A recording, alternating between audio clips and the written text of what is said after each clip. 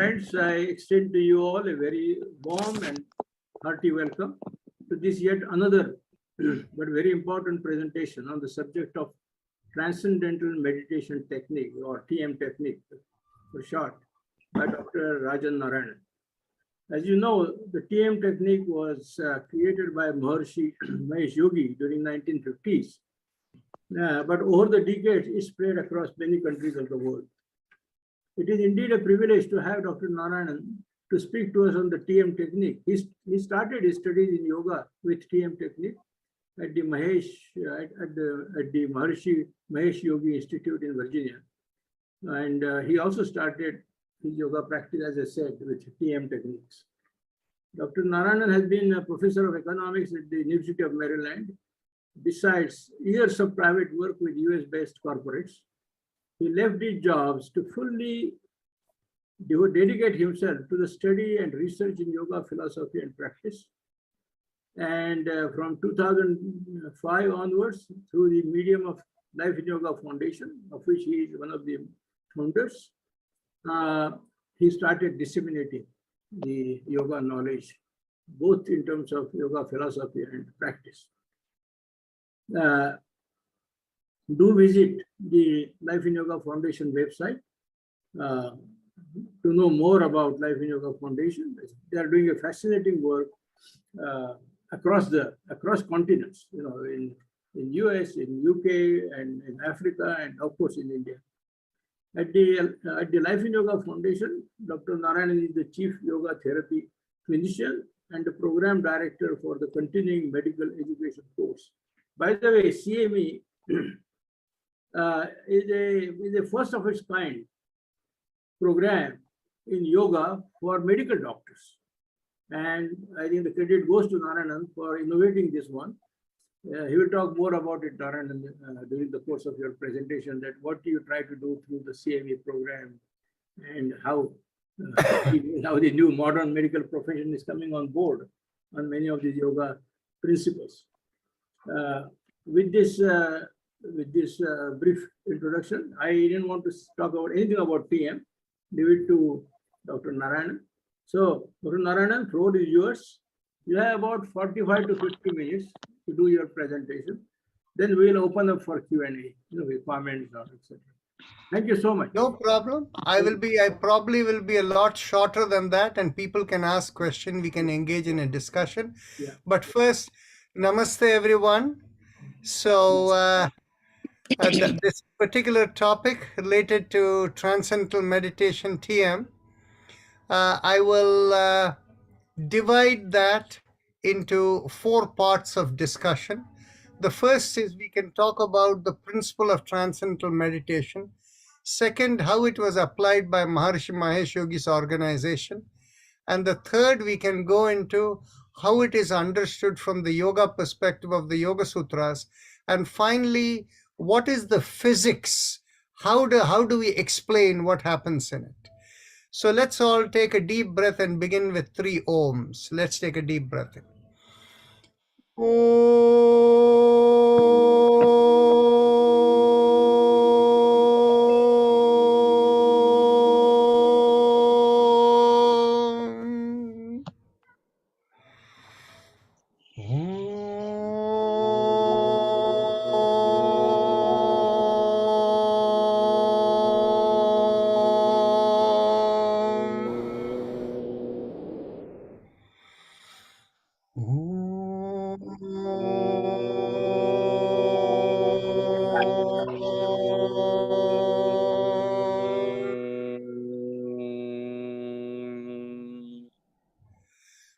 So to begin with, the principle of Transcendental Meditation, TM.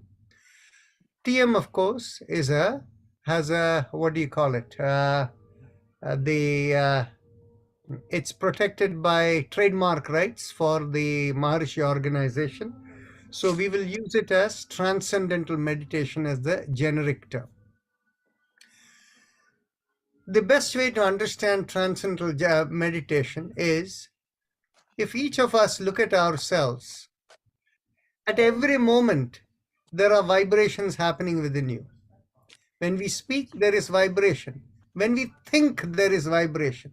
When we are sleeping, our heart is pumping, the food may be digesting, there is still vibration.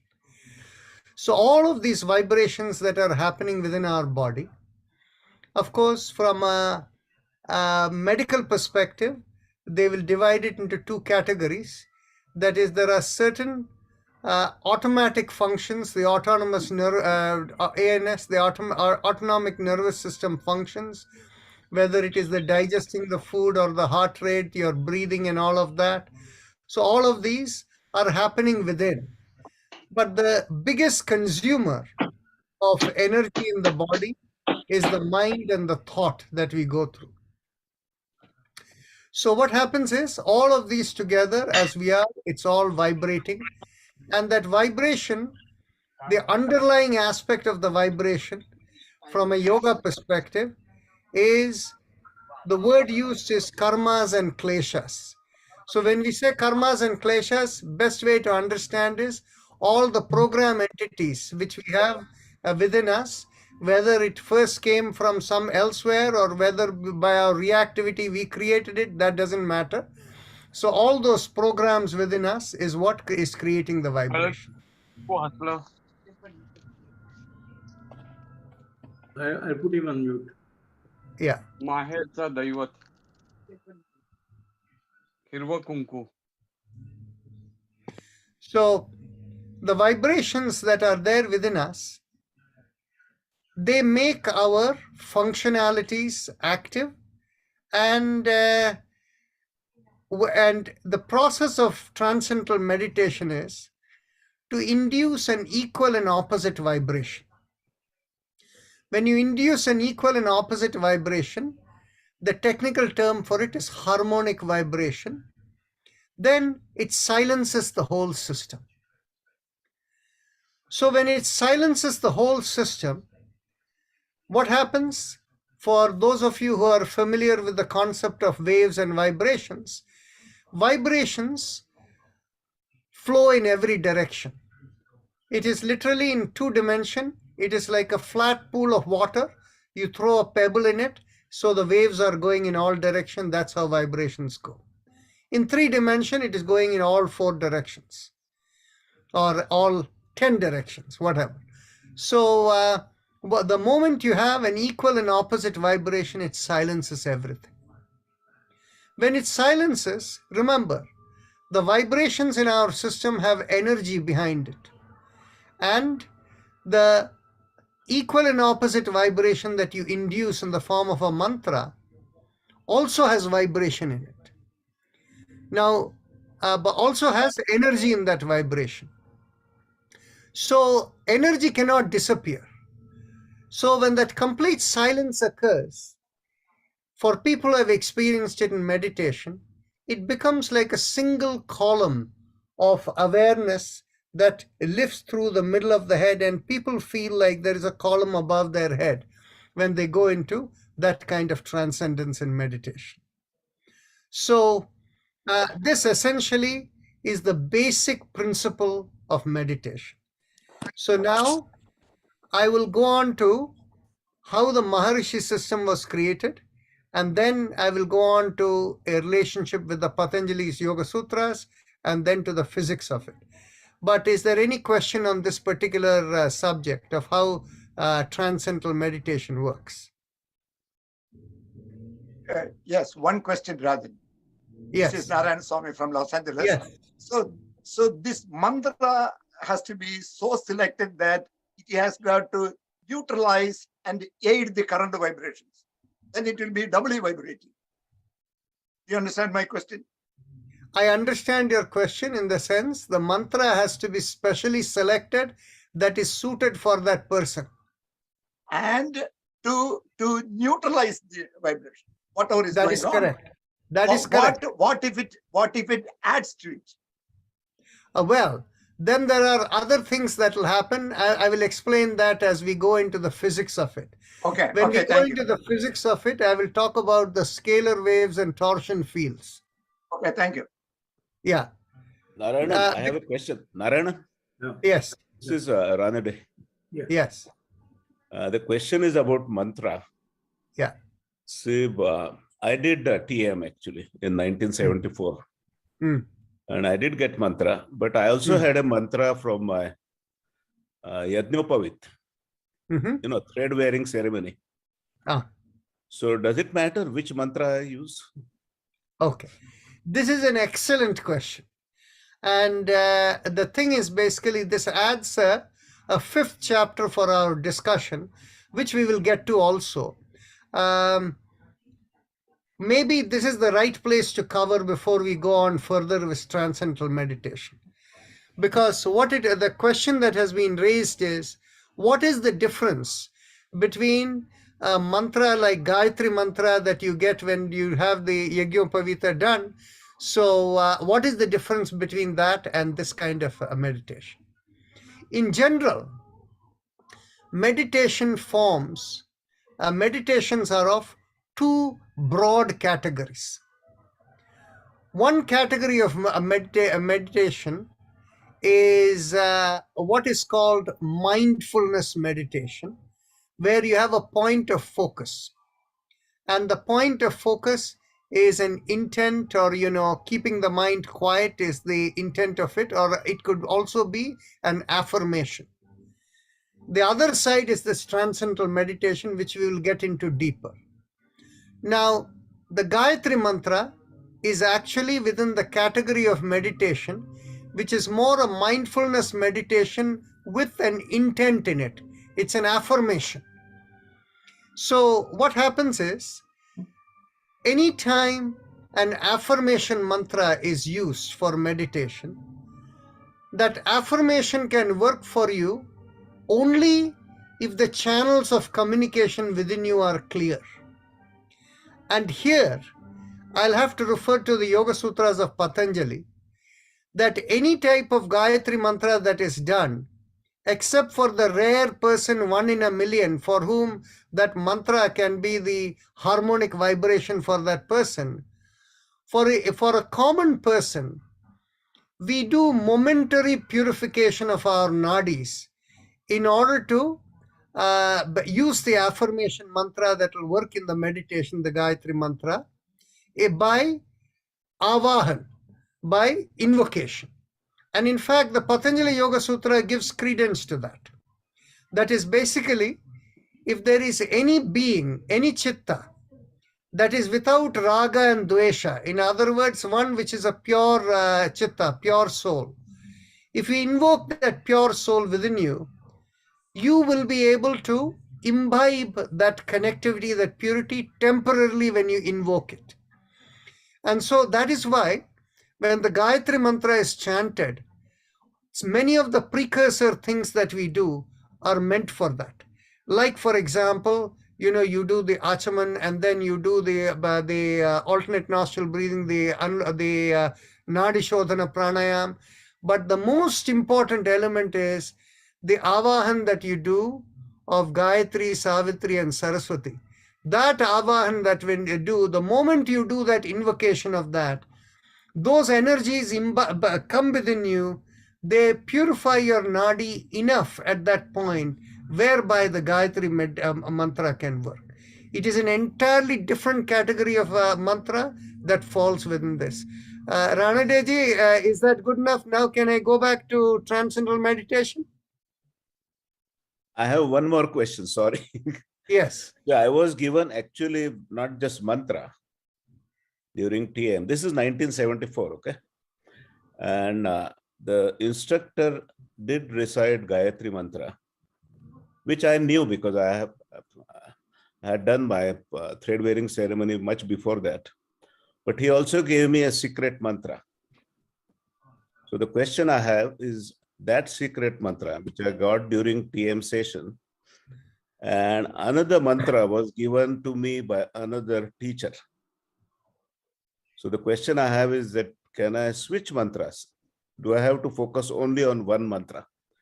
And the reason I am asking you this, because as the evolution is taking place, we find better vibrations with new mantra actually. So this is a generic question.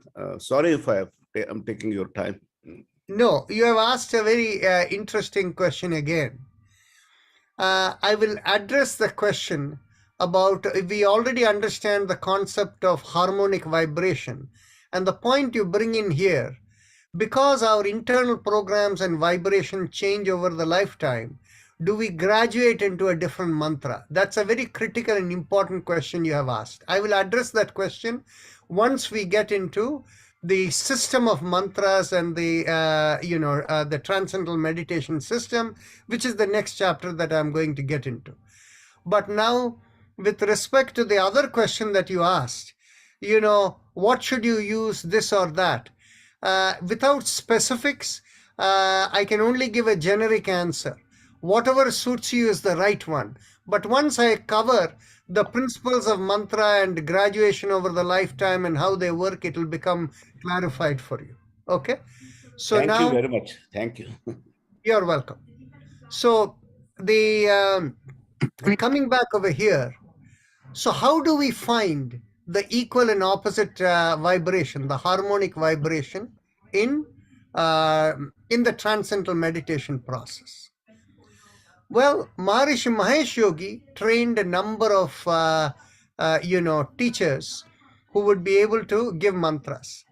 And at one point in time, Maharishi used to charge $10,000 for the teacher training.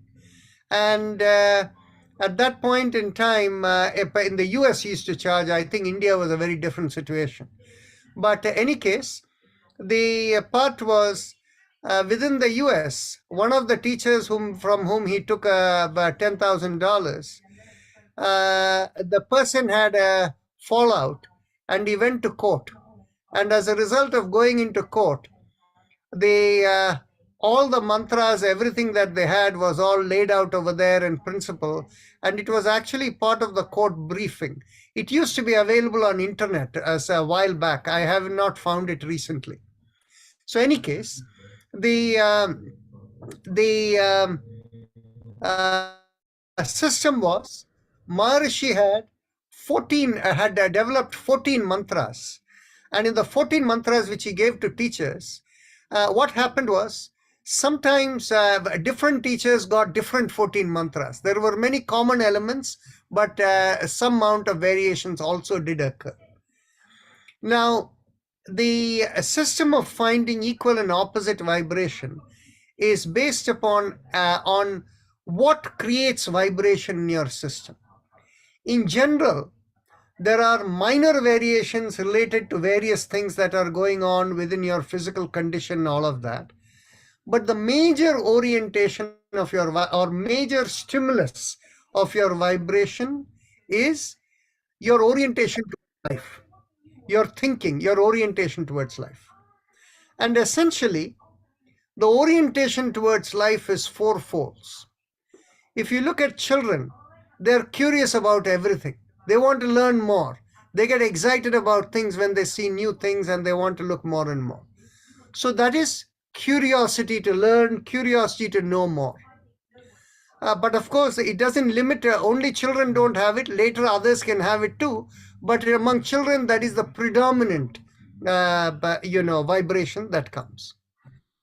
Then as people grow older and they become independent, at that point in time, they have to engage with the world and they are focused on career building, earning more income, becoming well settled in life and those kinds of things. So those kinds of, that kind of thinking creates a different kind of variation, and that becomes at the next stage in life, that becomes the dominating kind of vibration. Then when people are retired and when they are in the sunset years of their life, they are all asking, what is the meaning of life? And they want to know more about, they are no longer concerned about income earning and all the worldly achievements. They are asking, what is the meaning of life? And that's a good percentage of people who are over here now. So for that kind of this thing, it's a different kind of vibration. Then the last kind of vibration is when the person has understood what is the meaning of life and is in complete peace and bliss. That's a different kind of vibration. In fact, these 4 types of orientations are associated with that are equal and opposite vibrations, the harmonic vibrations. And each of them, you already know it. and we associate it with devatas in our system. So for the curiosity to know, when that is your predominant vibration, the vibration that calms you down so that you will be able to integrate your inner being, that is called the Saraswati Bija mantra. And of course, in the North Indian way of pronouncing, they will say Aing, and in South Indian, you will say it as Aim. So Aim or Aing is the Saraswati Bija mantra. That is the harmonic vibration for the curiosity to learn. The second one, where you're looking to do better in life and all of that, the worldly aspects of life, that is basically called, the harmonic vibration for that is Shreem or Shreem, and this is the Lakshmi Bija mantra. And then the third one is, you have the people who are in the state where they have done everything in life. They are now in the sunset years of their life. They are asking, what is the meaning of life? And there, the mantra is supposed to be Hreem or Hreem, the Shakti Bija mantra. And then the fourth one, when the person has completely attained that level of being, understanding, and is in sync with their inner awareness, in complete peace, the mantra is considered Om, the Pranava. So these are the four anchor mantras of the Transcendental meditation system. Okay, good. So you're muted. So with these four anchor mantras over there, you can all understand at any given point in time, many of you over here, even though you may be 80 years old, you are not truly a person who has no more curiosity to know and all of that. So that curiosity to know is there, while also you're seeking to know what everything is all about with different kinds of thinking. But at the same time, you may be managing your stock market portfolio also to make sure your monthly income is coming and things like that. So what is happening is, your predominant nature and the other natures together create slight differences in vibrations. When those slight differences in vibration happens, you have a bunch of 10 other mantras that can fall in between these four anchor mantras. So this is the system of mantra of the from the Transcendental meditation perspective, how they are designed. Now, the interesting part is, typically in the Transcendental meditation system, because whatever is vibrating within us is a composite vibration, usually what you require is only one syllable, one mantra, like Aim or Shreem or Hreem or whatever. You require only one, and you just mentally do it, and that's good enough. Now, when that happens, that one mantra, that one syllable, technically is called a rik. And what happens is, when the rik is supposed to be that which helps you to get connected into the rita. Rita is the cosmic flow, right? And so when you are able to connect into the cosmic flow, you become open to the wisdom of the cosmos. As the Yoga Sutra says, Ritambhara tatra prajna. So once you're in the connected into the flow of Rita, there you have prajna. That is the intuitive ability to know. So when that happens, you become a rishi. So these root words are very much connected when we look at it from the system of how all of this has been built. Now, a little bit related to the practice of these meditation techniques and the subtler aspects of it, and how it ensures benefits. Typically what happens is, all these mantras, they should not be chanted loud, but rather it should be a mental vibration. Why should it be a mental vibration? Should it be said quickly in the mind or slowly in the mind? In fact, what happens is, when it is said in the mind, each person finds their own rhythm. Whereas, and why is it should always be done mentally rather than vocally? Because if you do anything vocally, the frequencies will change between each utterance. But on the other hand, when you do it mentally, there is less variation in the vibrations that happens. And what happens is, you automatically gravitate towards that vibration that is most suited for you. That is why when people ask, should you do it fast, whether you do it slow, you just do it and see what works for you, and that will take care of it. Now, another nuance that goes in here is, when a mantra is given from the Transcendental meditation perspective, Maharishi Mahesh Yogi trained his teachers.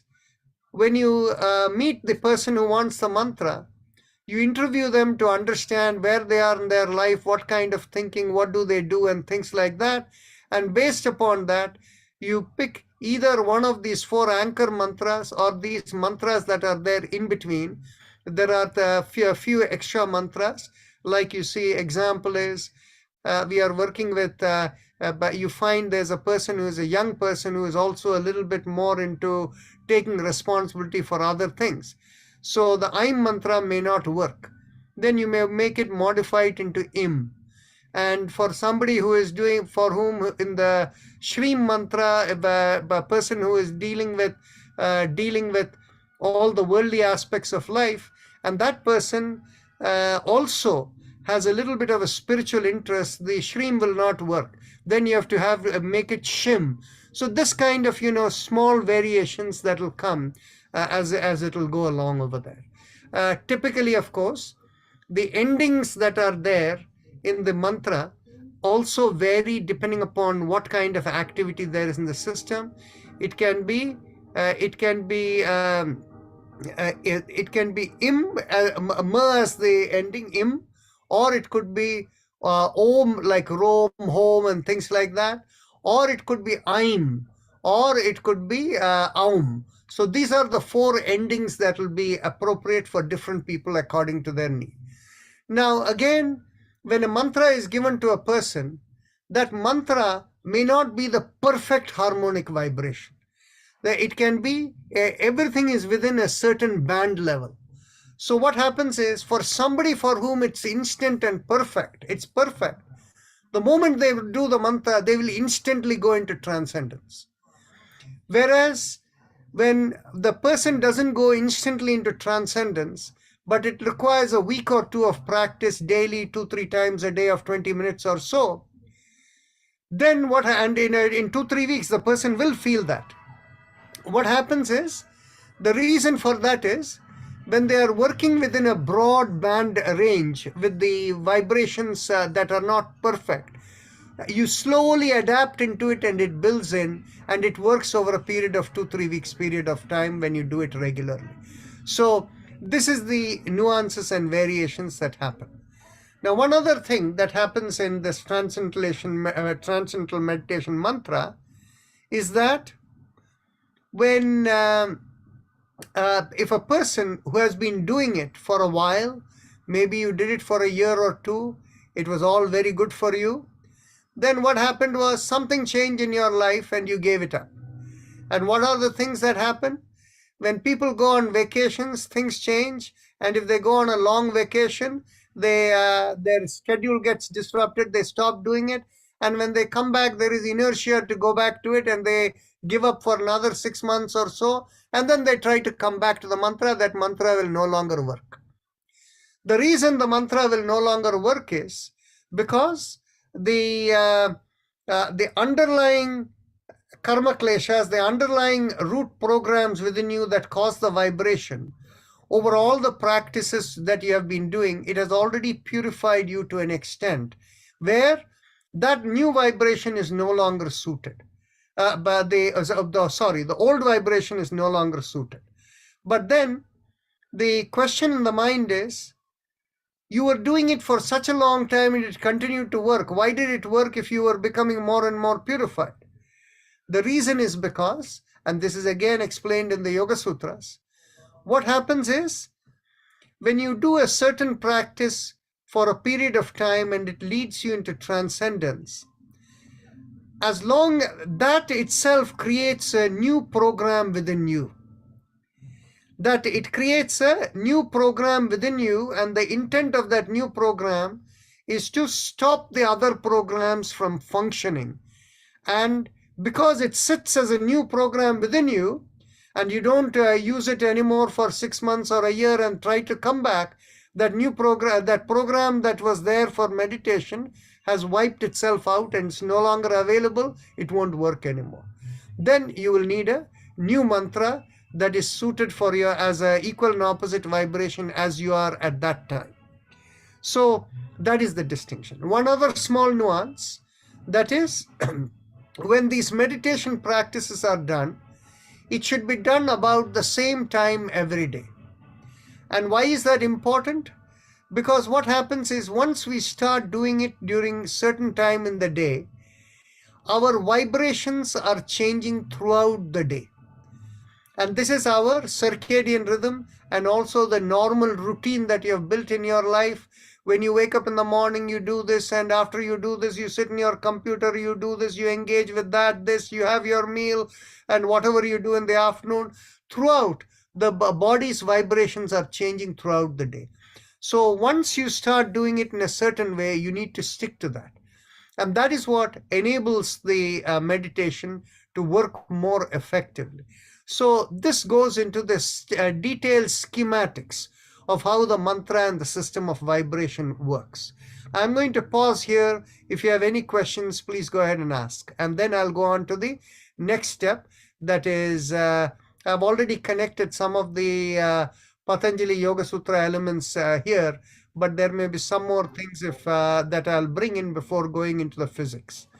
Any questions from anyone? Narayanan, just one point. You may want to talk about transcendence itself. Trans means beyond, and cadence means, climb, and so you are climbing up, in such a way that you go beyond ordinary limitations of human beings and all that. The ultimate goal is Advaita. So I was wondering whether we can relate this transcendental meditation to a goal, and whether that goal is consistent with the principles of Advaita. That's the question. Yeah. See, what it is Advaita has to be experienced. From an intellectual talking point, you can talk as much as you want, but you will not experience it. But the idea of transcendental meditation is, you cannot come with any assumptions in your mind. Whatever is the higher reality, it will reveal itself over a period of time. So to bring a presupposition of Advaita in there is not helpful for transcendental meditation. Right. Yeah. Okay. No, there has to be some goal. I was thinking there has to be. No, there is no goal. No goal. The goal is, the final realization is, this body here is only an instrument of the cosmic flow. And so the thing is, basically, if you start bringing a goal in, and that realization will never come. The key thing is, you're just letting be as it is. And this is where the Yoga Sutra explains very clearly. So this becomes the segue into going into the Yoga Sutras. The Yoga Sutra uses a very interesting term in order to explain the nature of how transcendence happens. The word used is aprati sankramana. Sankramana means to cross over. And of course, that's why you have each month, when the sun crosses over from one Rashi to the next, you have a Sankranti that comes over there. So Sankramana is to cross over. Prati Sankramana means to cross backward. And the state where everything becomes still, the word that Patanjali uses is aprati sankramana. In other words, it's trying to cross forward, it is trying to cross backward, and is doing neither one of it. and so it is in the complete state of stillness. Now, this state of stillness, Patanjali actually uses, from the state of stillness, the samadhi state. Samadhi literally means connectivity into the rita. So the connectivity that comes, and then after that, from the connectivity, you ask whatever questions you have to the connectivity, and it gives you intuitive answer. And this is how the Vedas were experienced by the Munis and Rishis, which is called Shruti, right? What they have sensed, heard within. So the process for this, Patanjali Muni states three steps in it that happens. The first step, Patanjali says, is the mind becomes completely silent, no more affected, no awareness around anywhere, complete quietness, darkness within. That state is called Nirodha Parinama. And that leads to the next step called Samadhi Parinama. That Samadhi Parinama is the state where the connection happens with what is beyond the three-dimensional world. Then, out of that connection into the cosmic flow, intuition comes. You ask any question, you get answers back. And that is called Ekagrata Parinama. So, the Yoga Sutra explains it in this kind of a way. And of course, when we have to approach any kind of meditation, we have to approach from a land of no assumptions. If we have assumptions, the assumptions will limit your own experiential ability. So now, having made the connection with the Yoga Sutras, I can now go on to the physics of this. It is very interesting that in the last, 2-3 days back, when the Nobel Prize for physics was announced, it was all about the quantum mechanics, phenomenon, right? So two particles get separated, but even though they are far apart, both seem to behave in the same way. In fact, one of my very dear friends, Dr. Hari Sharma, he actually told me that, oh, by the way, Dr. Hari Sharma was the first research director for Maharishi Mahesh Yogi, a professor of medicine from Ohio State University Medical School. So he told me that some 35 years back, a certain experiment was performed in 2 US laboratories, one in the East Coast and the other in Midwest. They had drawn the DNA strain from the same person, and one of the DNA strain was in the East Coast laboratory, the other in the Midwest. They induced some electrical stimulation in one. And as it started moving in the electrical stimulation, at the same time, the other, which was 1,000 miles away, also started moving with nothing being done over there. So there is some kind of connectivity that is happening over there. Of course, from the Vedic system, when they say that when you do Shraddha for people, your forefathers and things like that, and they say that if you have a self-realized person who is born in the family, the 7 generations before get liberation, all of these, we can think of all of these in that way.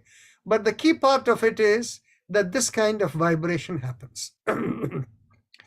Now, the quantum mechanics approach, unfortunately, it only describes a phenomenon and how you can measure the phenomenon, in other words, the outcome of the phenomenon. But on the other hand, it does not know what is the underlying dynamics of the phenomenon. Now, what has happened is, in Russia, they have engaged in a different kind of research. And the research they have engaged in is that anytime you have harmonic vibration to an existing vibration, the existing vibration is producing energy, is based on energy, and there is energy in the harmonic vibration, and suddenly all vibrations stop. So what happens is, where does the energy go? the energy radiates as what is called scalar waves. And these scalar waves, from what we understand now, we have been doing research on this for a while, they go outside the three-dimensional world. And if you have any intention, and like Dr. Narayan Swami was mentioning, if you have intention with some mantra to invoke something or ask something or whatever, any intention you have can ride on the scalar waves in a circular way. It is called torsion field. And once it connects into whatever is the higher subtle element beyond the three dimensions that we know, the three dimensions of billions of galaxies that we know, outside that dimension. And there is a Vedic pertinence to that. In the Vedic pertinence, what we say is mantras, and you access all of these devatas through the Dahara Akasha. The Dahara Akasha is the space between the smallest particles. So essentially, you're permeating into a different plane. And then what happens is, whatever you have sent as the request, or whatever which has gone as the scalar waves connect. That is the equivalent of the Samadhi Parinama. And then the intention you have is spinning around the scalar waves and going. And that is the torsion field. And the torsion field spins two ways. When it goes upward, it is called the S spin. When it comes down, it bring back your intuition and giving it to you, it is called the N spin. And so this is how the process of that connection and things work.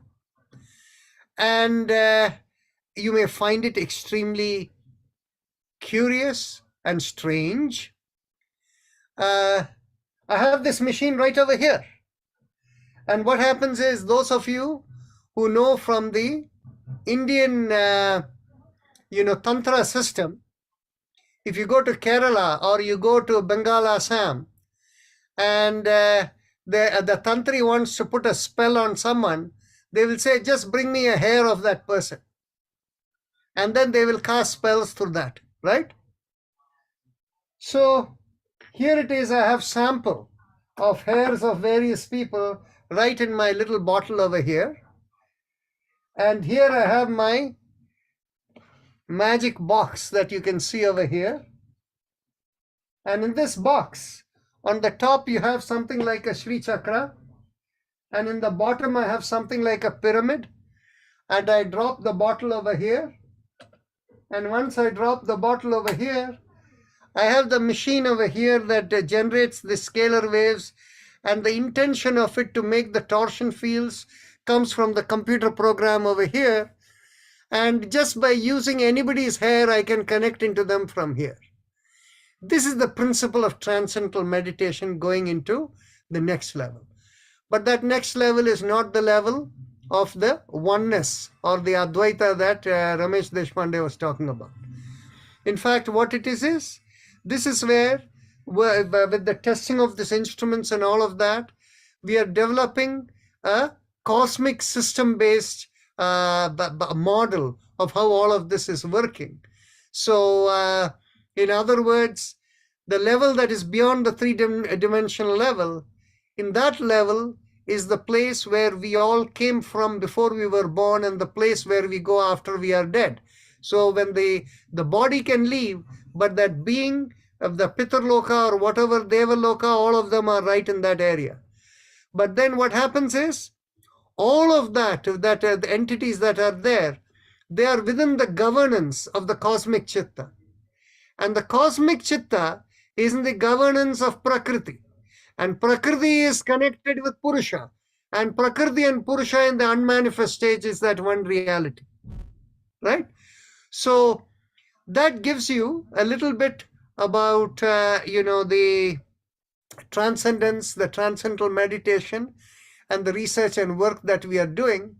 So now I can open to any questions any of you would like to ask. Is open. Can I ask a question? Sure. Yeah, my name is Anil Bhate, and I'm trying to connect all this mantra system with the practice that I have gone through. I started doing Vipassana in 1973, which is continuing till today, so 49 years of practice. And in 1978, I got Shaktipat in the tradition of late Pandit Gopinath Kaviraj ji. And that has no connection with everything that you have spoken so far. There is no mantra, there is nothing. I mean, Pandit Gopinath Kaviraj's Patta Shishya, Dadaji Sitaram, came to Mumbai. I went to him. He put his hand on the top of my head and aroused the Kundalini and gave me Shaktipat. And that I have been continuing till today, also in parallel with Vipassana.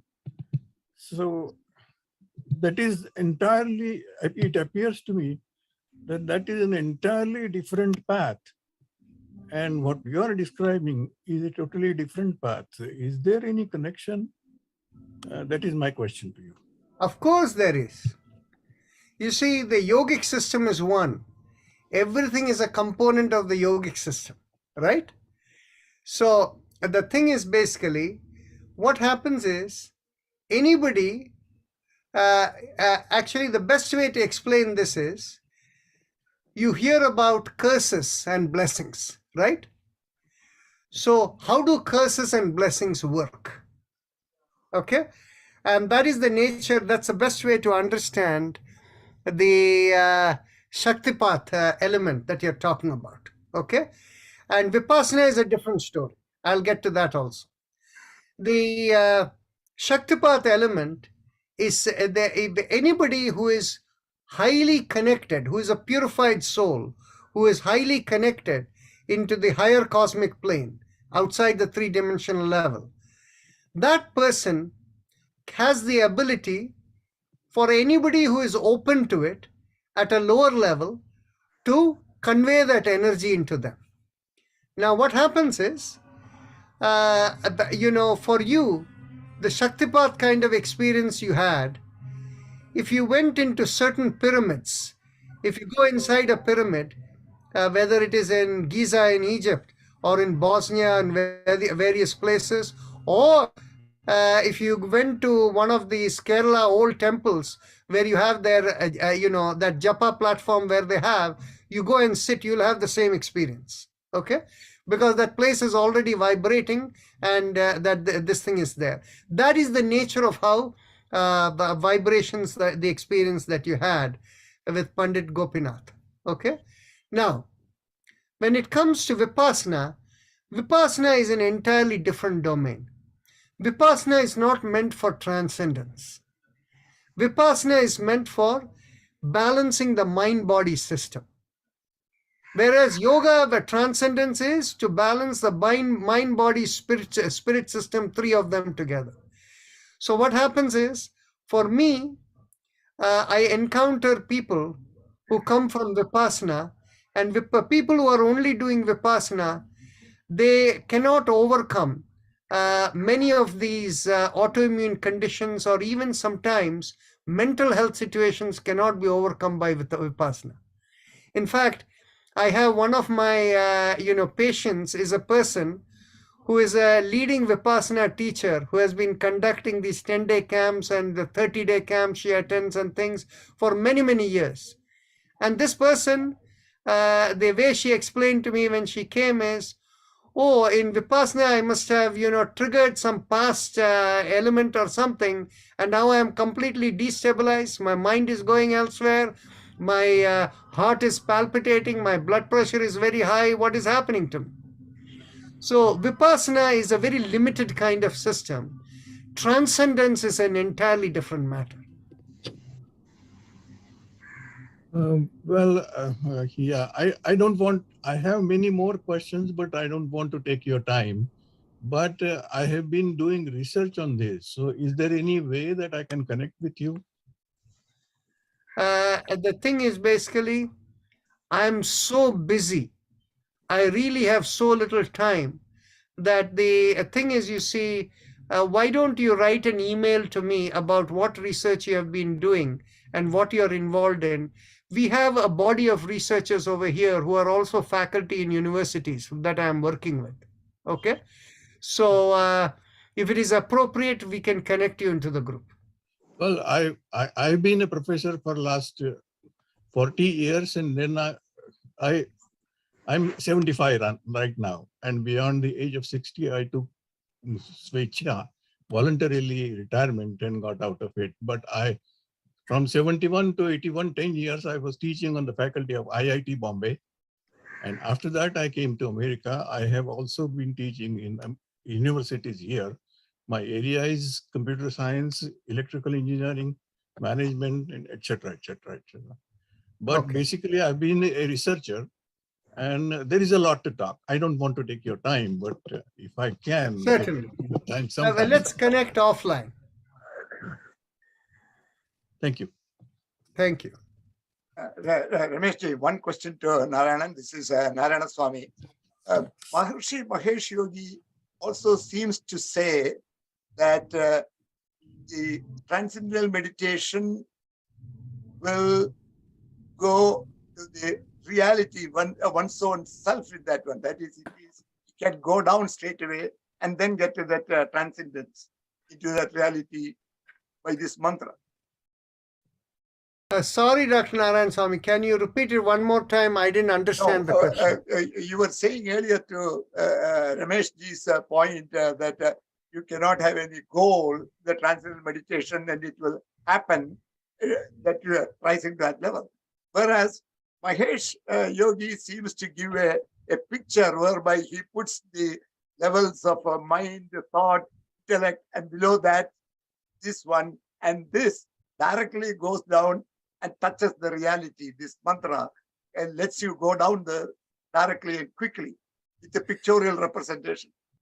Yeah, actually, I think what you're saying is Maharishi used to call his system as Maharishi Institute of Creative Intelligence. And what you're talking about is it is not only about spiritual realization, but fulfillment within the physical body and the physical world. Isn't that what you're talking about? Yes, yes, yes. Yes. So the thing is, you see, what that really leads to is really that you become an integrated being of the body, mind, and spiritual understanding. In other words, each one of us are born to do our swadharma. And so what happens is, our swadharma becomes clearer, and whatever we do when the swadharma is clear, we always are successful because we are fulfilling the purpose of our life. Yes, yes. Yes, in fact, this very much is the same what the Vedas also say, that by directly chanting this mantra that you explained very well, you go to beyond that and connect, and it comes back in that connection that you establish the connection in. So all these seems to that connection I can see from the meditation to the Vedas and all this by this lecture. Thanks, Narayana. It is interesting. This the whole concept is very closely connected. These waves are to the Sri Chakra. You see, in Sri Chakra, you can completely relate how the 4 triangles are upward and 5 downward, right? Yes. And the 4 upward are the ones that connect over there up, and the 5 downward are the one that bring back the intuition. It's very interesting. It makes a lot of interesting. Thanks, Narayana. Narayana, this may be a redundant question. You have already explained a lot, but how does, Patanjali talks about Antaranga process, dharana, dhyan, and samadhi. Does TF, if you continue, help? Sorry, please, about dharana, dhyan, samadhi, what is the question? No, Patanjali talks about dharana, dhyan, and samadhi. It's Yes. a process of improving the concentration. My point is, how does TM helps one to go through these three processes? And if it doesn't go through, where do we stop? Where do we stop? Oh, Yeah. see, this is a slightly different question, but it's a very good question. I'll answer that. See, what happens is Patanjali's Yoga Sutra is what I call as a comprehensive generic approach to explaining the nature of existence as well as the reality and how we can go and experience it. However, what happens is there are no mantras in the Patanjali Yoga Sutra. There are no asanas in the Patanjali Yoga Sutras, no pranayamas in the Patanjali Yoga Sutras. So what happens is when you get into that dimension, there are other aspects. Now, for instance, the best way to explain this question that you have said is to relate it with Kashmir Shaivism. Now, the key point you're pointing about is these Ashtanga Yoga within which the three elements, the last three, Dharana, Dhyana, Samadhi, that is going in, whether there is a continuity and a build-up over there, whether you need to go over one to go to the next or whatever, all of these things. Now, in Patanjali Yoga Sutra, it is clear that with Yama and Niyama alone, you can reach the highest. In fact, Patanjali says in describing Yama, the Ishvara Pranidhana is the one that finally takes you into the highest. He explains that into a highest Samadhi. So, but then only after that, he even talks about asana, pranayama, and going all the way the antaranga elements. So now the best way to understand this is the Kashmir Shaivism paradigm. In the Kashmir Shaivism paradigm, they say the people who are born, among the people, there are 4 categories of people. And for each of the categories, there is a different upaya. So they say for the people who are already highly purified and who have been born, but have not yet gone beyond the rebirth, for whatever reason they are born, those people simply by asking the question, who am I? What is the nature of existence? They'll get all the answers. And that approach is called Shambhopaya. And the best example of Shambhopaya is Ramana Maharshi. Ramana Maharshi didn't do any meditation, nothing. He sat over there and asked, who am I? And he got his answer. And what happened was, he for people who went to him, he said, ask yourself, who am I? But there are many people whom I know who kept asking, who am I? And they got nowhere. But in the second level of people, from the Kashmir Shaivism people, are people who have some elements of karma kleshas in them, but they are not too severe. So for these people, it is called the Shaktopaya approach. And the Mantra Japa approach is meant to be for the Shaktopaya approach. The third level of people, they say, is the Anvopaya.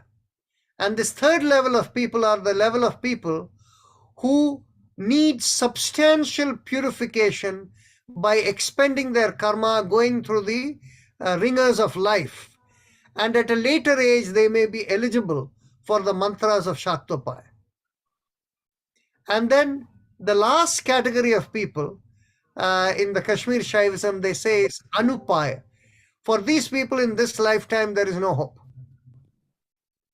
So when we talk about the Maharishi system of mantra-based meditation, we have to ask the question, who are the people who go for it and who are the people who are able to maintain it?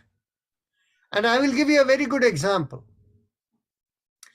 When I went for to learn TM meditation from the Maharishi system, it all happened because I was leaving India in 1981, and the IAS officer who signed my passport application, that person had done TM meditation from Maharishi Mahesh Yogi. So I asked him, can you please tell me what is this all about? So when I asked him, I was sitting in his living room. He looked up at the ceiling like that. He looked down at the floor like that. And again, he looked up at the ceiling. And then he looked at my face, and then he said, you know what? Their institute is close by over here, very close to our home. So he said, why don't you go and try it for yourself? Because you're a student, they will only charge you 25 rupees. And he drew my curiosity, because what he did was, he showed to me, or what I saw was, he had no words to explain it, but he thought it was something very good. And so my curiosity came, and I went over there.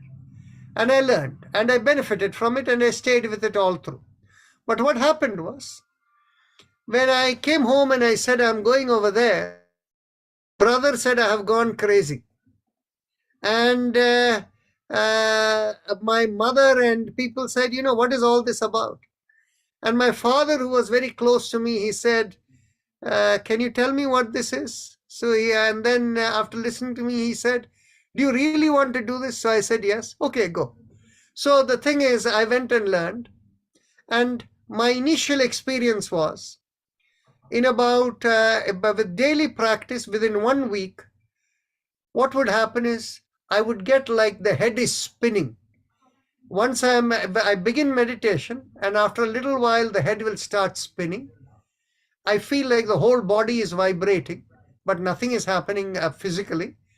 And after a period of about 10 minutes or 12, whatever time, slowly that spinning will reduce and it will come down. And then I will feel completely clear-headed and light.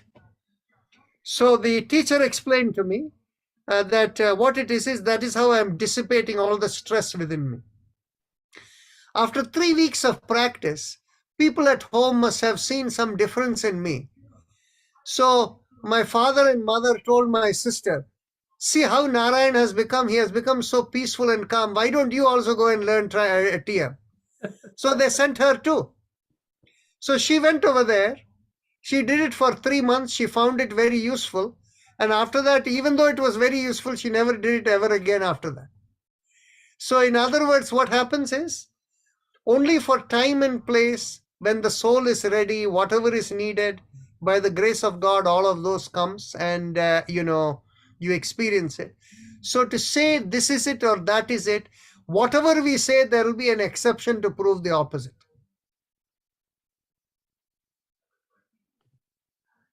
Can I interject? Go ahead. Sorry for coming again. Huh. But but the Shaktipat that I got in 1978, I was told this is for life. And it is true that I still have it with me. And through the Shaktipat, I have been able to connect myself with Patanjali Sutras also, because it has enabled me to go through, actually experience the Sampradnyata Samadhi and also move on to Asampradnyata Samadhi as well. And if we meet and if we talk, I will explain to you what I experienced during those processes. Thank you.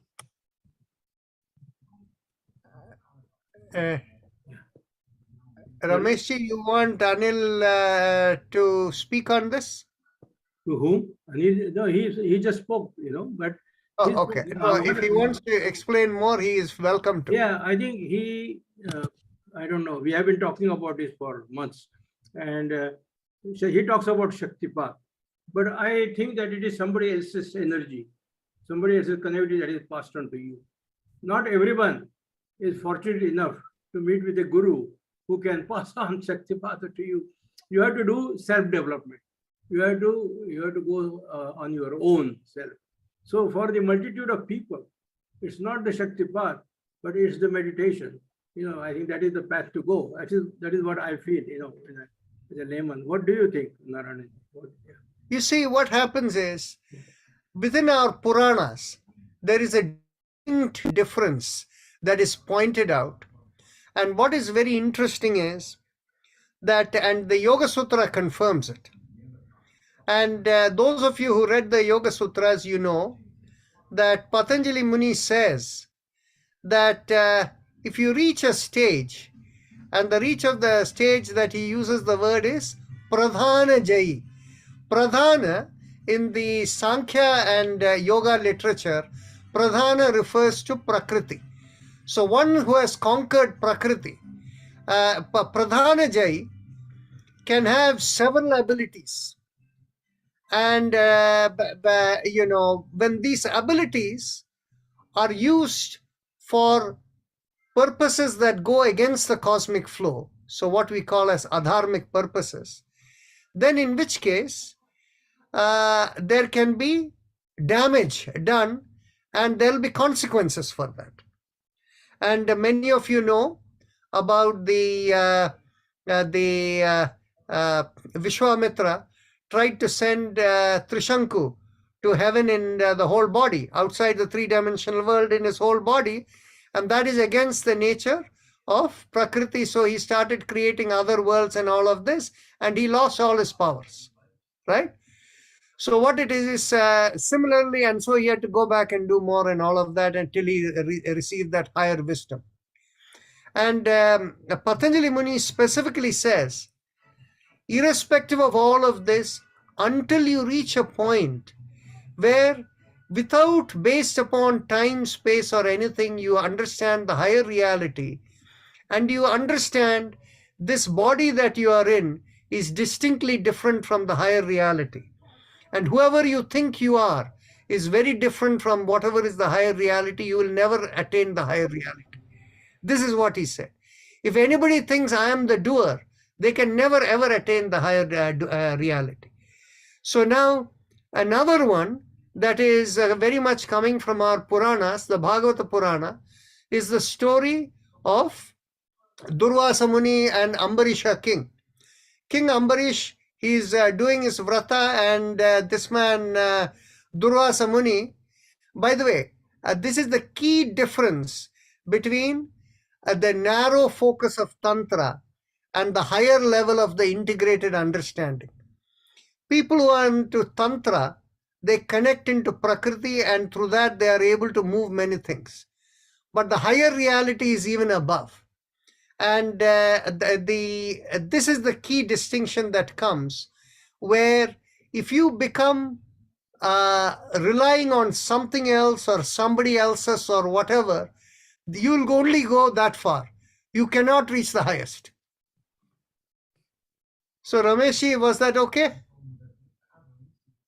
Now, anybody else has a question? I have final point, Narayananji, if you can. spend a couple of- Namaste, this is Prashant. Yeah, Prashant, please go ahead. Yeah. No, so very nice, Rajanji or Narayanji, whichever way you go by. But I just wanted to point out lately, this you must have heard of Joe Dispenza, Dr. Joe Dispenza. He talks about quantum healing and brain and heart resonance. So this is about going beyond these three dimensions. And again, it comes back to healing, though. This healing phenomena happen. So in the context of Maharshi Mahesh Yogi and all, have you encountered any healing that happened that was so-called, out of the ordinary? Because again, this is now the much bigger research going on at the blood level markers of these meditation phenomena, so that even a novice experiences these, vibrations and all that you mentioned. So I just want to kind of relate this Joe Dispenza work, which is based on Vijnana Bhairav Tantra and so on. But he talks all medical lingo and not yogic lingo. And then this Maharshi Mahesh Yogi from the healing perspective, because at the end of the day, this can really make a revolutionary impact on, because in the modern medical system, we are all into reductionist versus holistic. And what you're talking about here is all holistic at the end of the day. That's what yogic system is holistic. So just want to bring these points out and see if you have any comments on that. Thank you. See, I have worked with more than 1,200 people for healing incurable conditions. Okay, so what happens is we encounter this all the time. But as I told you, I have this machine right over here. If you want to see a demo of it, I can share the screen and show it for you. Where I can access all the body parts and even go into cellular level and in some cases even though into the DNA level. And from here I can give the healing for anyone, anywhere in the world. So Prashant, you were talking about that, right? Yeah, yeah, absolutely. Yeah, and we are actually part of the healing group right now that we do a lot of remote healing, and it's again called the brain and heart resonance, and it No, works very but yeah. there you're involved. Here we are not involved. The computer does everything. Yeah, okay, so it's some automation. I mean, then there's a other aspect of ethics and all that aspects may come into play here. But anyway, yeah, so good to know about your system. I would love to know more about the system, but not, I don't think demo unless people want it. Yeah, I'm open to it, but it's about the rest of the people. Yeah. You see, once I do the scanning and healing for different body elements, it takes 3 hours for me. Yeah.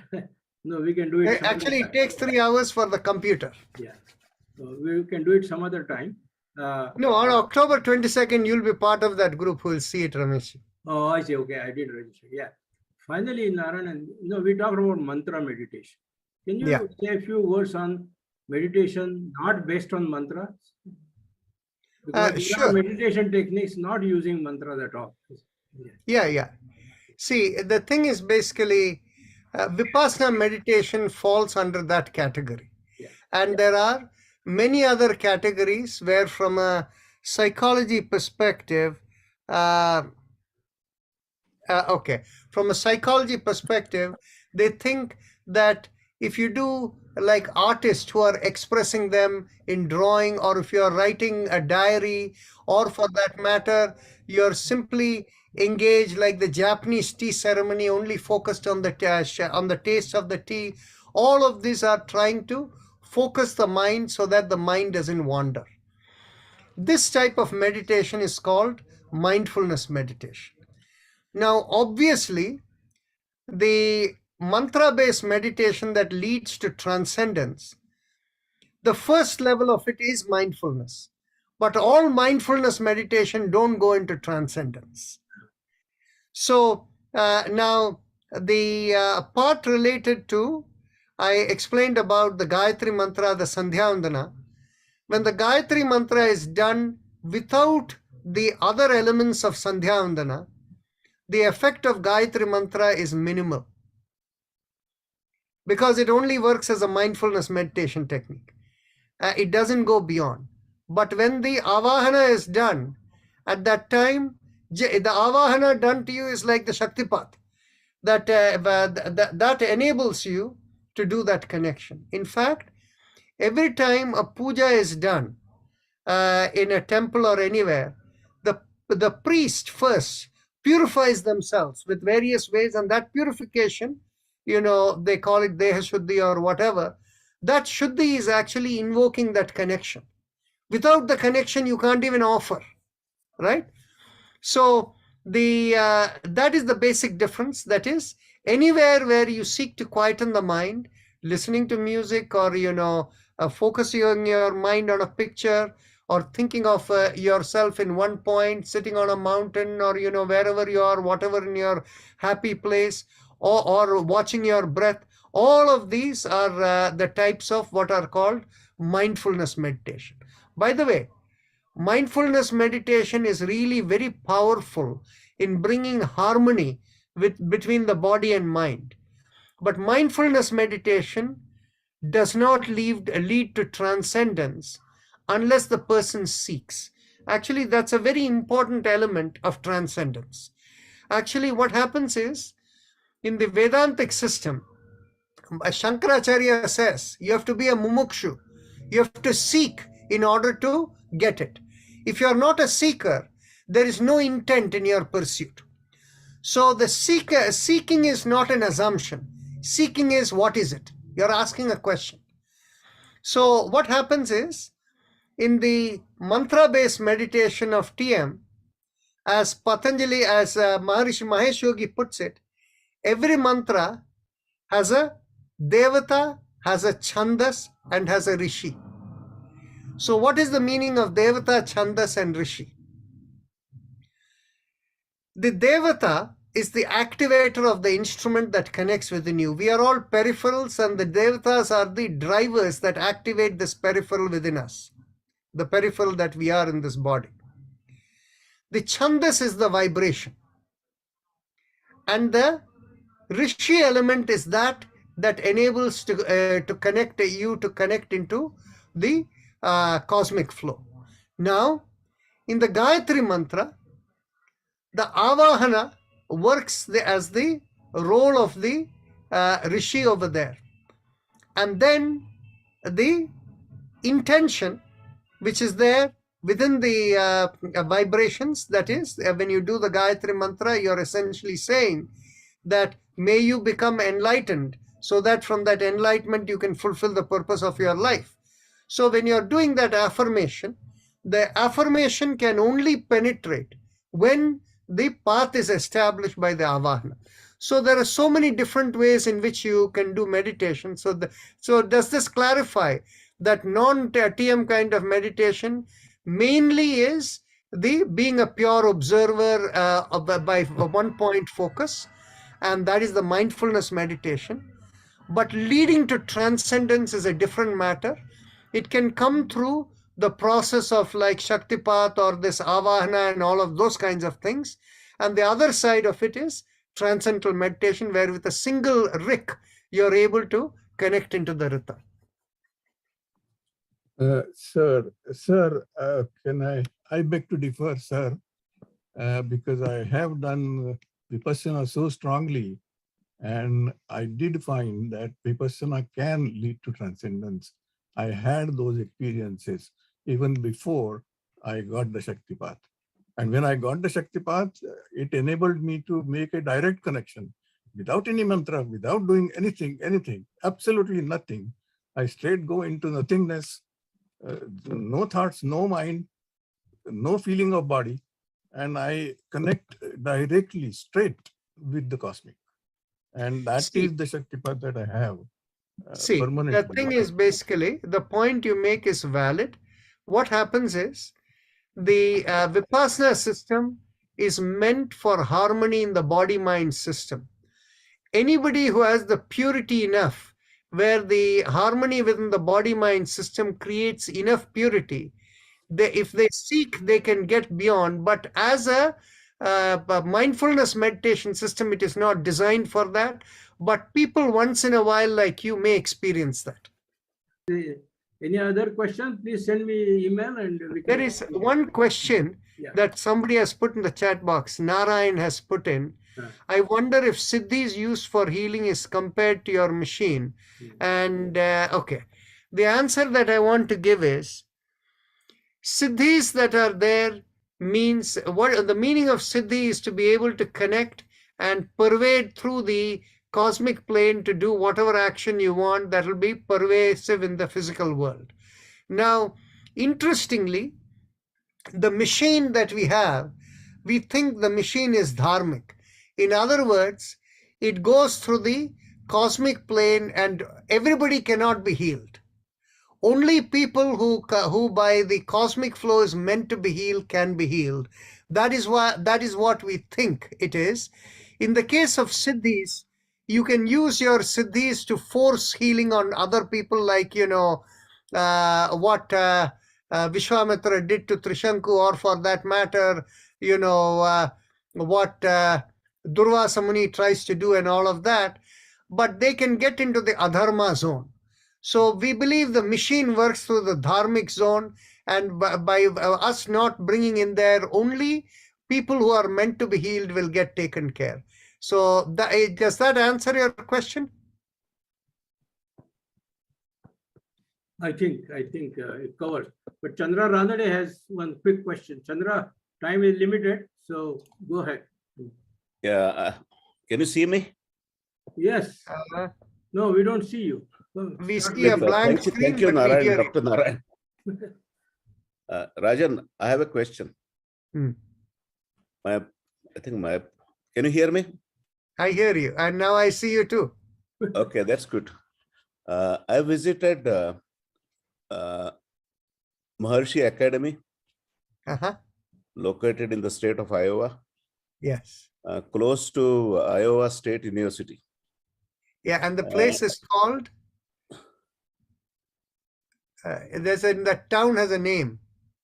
Yeah, so Vedic what City. happened, what was interesting that tour, it was a study tour organized by the World Bank, okay?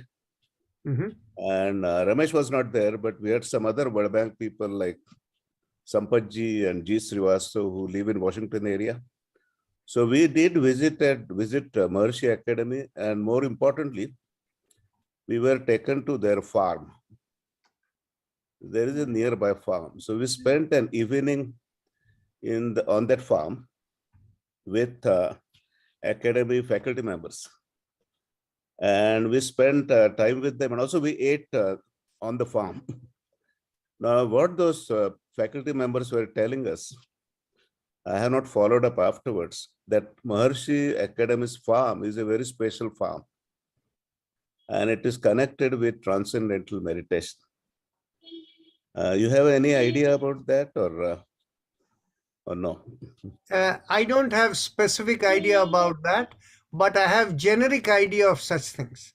What happens is, with somebody who is highly connected with the power of intent, as well as with use of things like crystals and things that carry energy, yantras, they Yeah. can plant those kinds of things in those places. And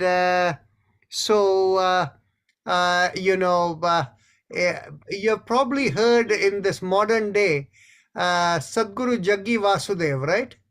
Yes, very much. Yeah, actually, if you go to his place in Coimbatore, I understand that the place is like that, very vibrant. And he has implanted, he's a tantric. So he comes from a tantra background. So the thing is, he has implanted those kinds of things for vibration with intent. Various things are possible. Yes. Actually, same thing happened. I visited Sri Ravi Shankarji. Yes. Near Bengaluru, and they also have a special farm. Yeah. Managed by, they call it zero budget natural farming. Uh-huh. And it's becoming very popular now with New Delhi also. Mm-hmm. Anyway, thank you, Narayan, for wonderful presentation. Yeah. I think finally, 1 minute, Rajini and Mahesh, do you have any questions? Yeah, Mahesh? I have a Thank you. question about chakras. The vibration you spoke, are they similar to chakras or? No, they are different. I'll Okay. answer the question this way. Okay. See, what happens is, chakras are the elements that create vibration within us. What happens is, we even though we are in the physical body and that's what we relate to, we are cosmic entities, and we are always connected with the cosmic intelligence, whether little or more, depending upon our state of calmness, awareness, and all of that. So what happens is, at every moment, we have our inner program and we deal with external elements. The inner program, you can think of it as our genes kind of thing. And the external elements are all the different situations we have to engage with. And both of them, our inner program and the external situations together, integrate to manifest who we are, and that works through our chakras. So the chakras work to integrate our inner being with what comes externally. And of course, from genetic sciences, they call it as the gene expression, right? So the thing is, the chakras serve to fulfill our gene expression. And so the chakras in many ways are the ones which are causing all the vibrations within. When we do the meditation to silence it, the best way to understand the role of chakras is, if you think of a laser, right? If you think of the red ruby laser, red ruby crystal through which laser emits. Now, we all know, at least, some of you here will know that laser cannot be produced by common light. It is an emission that is done by photons emitted through an emitter. And so the emission and how it reflects within, only that can have the spatial coherence and the temporal coherence and all of the kind of coherence needed to have that focus light, right? So the chakras are working over there, and they are like a crystal within us. All of that which is reflecting various things, they all concentrate in such a way whereby that is how they silence everything, so that they enable. So chakras have a role, but their primary role is to make the body function by bringing the inner dimension of who you are interacting with the outer. But in meditation, they work the role to lift the awareness upward, to quieten everything else, and to lift the awareness upward. So that is the secondary role of the chakras. Okay, so what will happen in TM if chakra is blocked? But the thing is, basically, if you start doing the TM, it will unblock the chakras. Okay. Okay, thank you. You're welcome. This is Anil again. And before you close, I am tempted to ask the last question. I am Anil. In Shaktipat, I have experienced that there is a super cosmos beyond our regular cosmos. And Shaktipat enables me to connect with the super cosmos, which is beyond the natural cosmos. So have you any information about that? I have just spoken about it. When I say about going beyond the three-dimensional world, that is beyond the billions of galaxies, that's what you're talking about, right? Exactly. Yeah, that's what I explain. In meditation, that's where you go. The scalar waves connect over there. Okay, thank you. I think that covers a lot of ground, Dr. Narayanan. It was an excellent presentation, covered very thoroughly TM technique and also compared with other techniques and in the whole context of our philosophy. So that was an excellent presentation. Thank you for your time. So Rajani, why don't you close the session? Yeah, thank you everybody for attending today's session. It was quite informative, and we learned a lot of new things. Many of us may have heard about it, but not explained that well by Dr. Narayanan. So thank you again, and we'll meet again soon. Good night. Thanks, everybody. Thank you. Namaste, everyone.